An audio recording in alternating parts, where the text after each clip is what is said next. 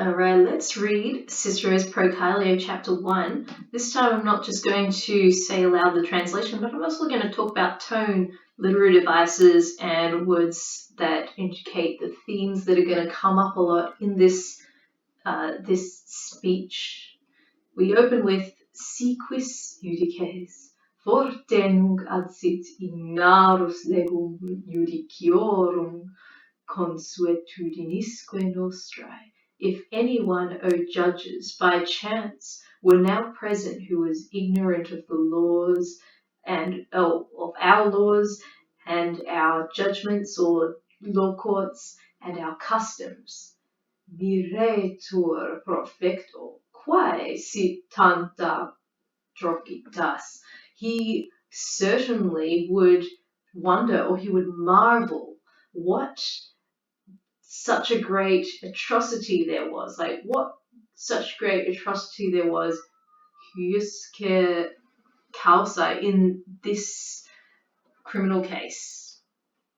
Quod diebus festis ludisque publicis, because, or that, as to the fact that on festival days and on days of public games, when all the forensic, all the business of the forum has been interrupted, says ablative absolute, unum hoc judicium exerceatur. This one law court is in motion, or is being is at work right now.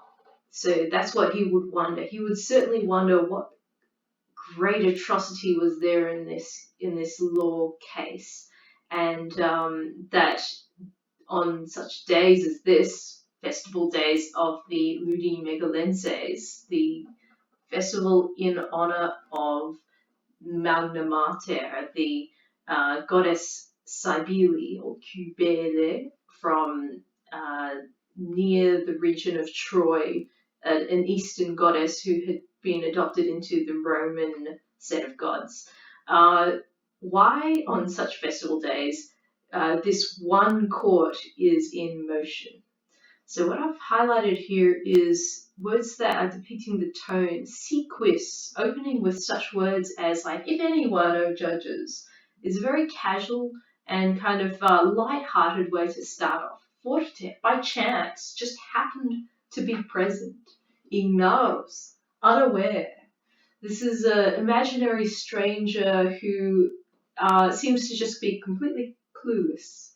And it's a nice light-hearted way into this speech. He would marvel. He would be really quite surprised. So this kind of surprise of like, what on earth is happening here? He would certainly marvel. And that, I think, also establishes this light-hearted tone of, oh, what do we have here today? And it does contrast, I would say, with tanta trocitas, such great an atrocity, like we were expecting some kind of mass murder or something, that this one court has to be operating on the days of the festival. And the diebus festis ludisque, I might even put that as, this is sort of a running theme in the Pro Caelio, the idea that it's happening on this festival day when we should be doing comedies right now. Nec dubitet quin tanti facinoris reus arguatur, ut eo neglecto civitas stare non possit. And he would not doubt that a criminal charge of such a great wickedness is being contested, that if it were neglected, the state wouldn't be able to stand. I would say that is an example of hyperbole. With it neglected, the state would stop standing. It'd be the fall of Rome if this one case weren't running right now. And I think that may also have a touch of irony of, while these jurors are sitting back in their chairs, they're like, it's so important, this case. Whereas Cicero saying, it's so important, but he's going to undermine the importance with all of the references to comedy and saying that this is all a farce and it's made up by my opponents, kind of thing. Idem cum audiat esse legem, quae de seditiosis consceleratis quique ciibus, qui armatis senatum obsederint, magistratibus vim atulerint, rem publicam oppugnarit quotidie quali jubeat. And when, I've added an and, but you could just say when the same man were to hear, this is still that imaginary stranger, still that sort of, that subjunctive is still kind of continuing this hypothetical person. When the same man were to hear that there is a law which, in regards to mutinous and very wicked citizens who have besieged the Senate in arms and who have brought violence against the magistrates and have attacked the Republic, orders the court to be held, that's query, a legal case to be sought every day, quotidie.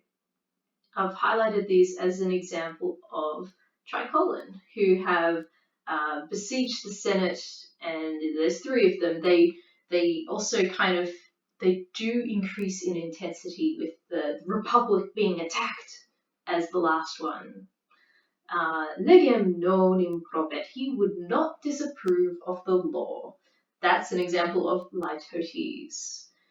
And crimen quod versetur in judicio requirat, he would inquire as to, or he would ask about the crime, the criminal charge, which is being considered in the court, cum audiat nullum facinus, nulla audaciam, nullam vim in judicium vocari. When he were to hear that no wickedness, no audacity, no force is called into court, sed adolescentem lustri ingenio industria gratia accusari habeus filio quem ipse in judicium et vocarit.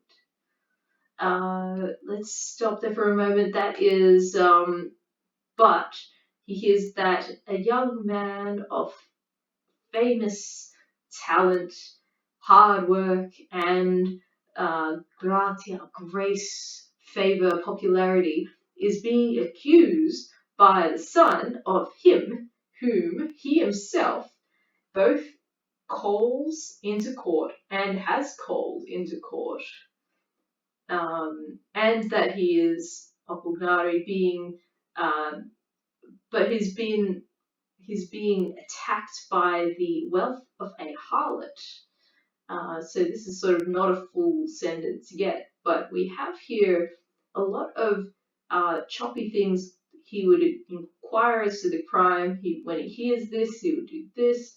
Actually, this is probably not the good example here. There has been an example of asyndeton, which is omission of conjunctions between improbet and requirat, causing those two thoughts to flow on pretty quickly. And I would say, it just it emphasizes the blow-by-blow action. He wouldn't disapprove. He'd look for what kind of crime, what kind of charge was being debated. Nullum, nullum, nullum is, you could consider that an example of anaphora, because they're the start of three repeating phrases. It doesn't have to be three phrases, but it's a word at the start of a phrase that is being repeated.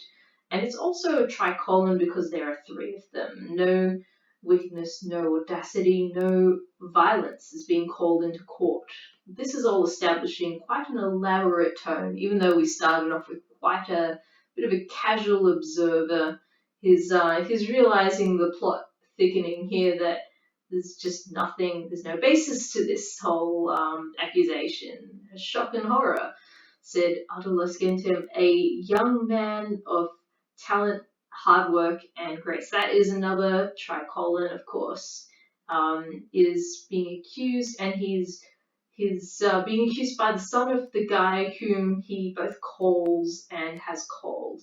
So that etwocet, etwocaret, the repetition in this phrase, it's emphasizing the frequency, the way that he's repetitively calling this guy into court who has been accused of electoral bribery, and that he's being attacked by the wealth of a harlot, of a meretrix. That's going to be part of the themes of this speech, being attacked by Clodia. That really, it was Clodia, the saucy harlot, that was masterminding this whole thing, and that's quite good to hear from a juror perspective, because it's gossipy. It's not necessarily true, literally, but it would pique their attention because it's there's a promise of gossip to come, and he would not reprehend that. He would not disapprove of or criticize the piety of Atratinus himself. So Atratinus is the guy who is the son of the man whom Caelius brought into court previously. So he's just a son. He's acting out of love for his father, out of pietas, out of devotion to his father, I should say. I would highlight that one because pietas is such an important concept in the idea of the Roman morals, devotion, which could encompass like your devotion to your family, the gods, and to the state. He wouldn't disapprove of Atratinus's himself's piety, filial piety.